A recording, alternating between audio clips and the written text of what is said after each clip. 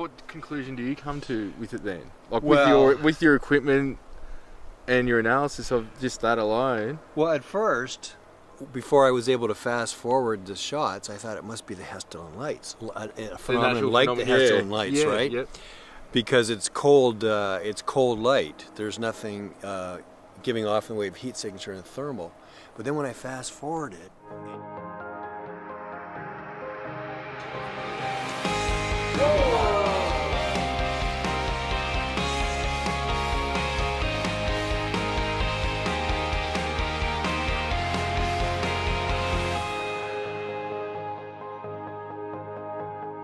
going up the mountain, but you know, at 3 in the morning on a moonless night, who would be crazy enough to go up to the top of that mountain? Mm-hmm. I don't even know if it's legal.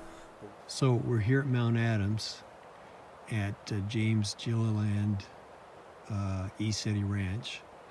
I've got night vision on the right there. See the flash going on right now? Okay. I've got night vision, I've got thermal in the middle, black and white, where black is hot. And I've got thermal here showing the color thermography. And you see the lights flashing there? Up at the top, yeah. You see, and there's nothing happening at all in this black and white thermal. There's nobody walking around there, there's no tents, there's nothing.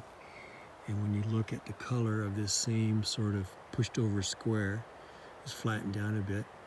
There's no temperature change when you see the flashes. And there's the flashes going right now. You see them flashing away. There's another flash. And absolutely nothing. So they're cold lights. And it reminds me very much of the Hessdalen lights phenomenon in Hessdalen, Norway. It's got something to do with the minerals, the magnetism, even the charge in the air, and sometimes even the humidity. So there's all 3 scopes, and it's almost 3:30 in the morning here on September the 9th, 2018. And they're just flashing like crazy. They've been flashing for the last couple hours now, and getting very bright sometimes.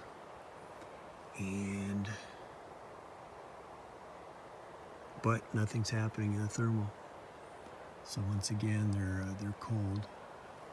They're cold lights. Let's just see if we can watch for a minute and see if we see some more.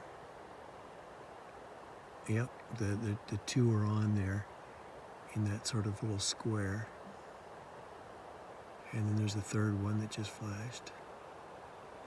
And this is in real time. You can see them. There's another one flashing. Yep, very bright. Very bright. Yet nothing in the thermal. I'll show you both at the same time if possible here. Both lights are on. And they kind of go on and off. There's a 3rd one there as well. And very bright, and you see there's nothing happening in the thermal on the left. Now I'm zoomed right in on this one, but I can't zoom in anymore on this without totally losing resolution. And looks like my battery just died from my thermal. So I'm gonna have to shut this down now. But take a look how bright that is.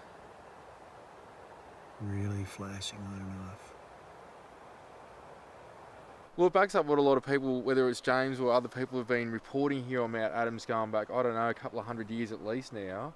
But for the fact that you've been able to have the thermal on it, the infrared on it, and you can't see any human there, like they say it's hikers, and just what the lights do is amazing, and how they're jumping back and forth, and the intensity of it, the breaking down of it, the exposure, way that you've done it using the exposures, I reckon it's pretty epic.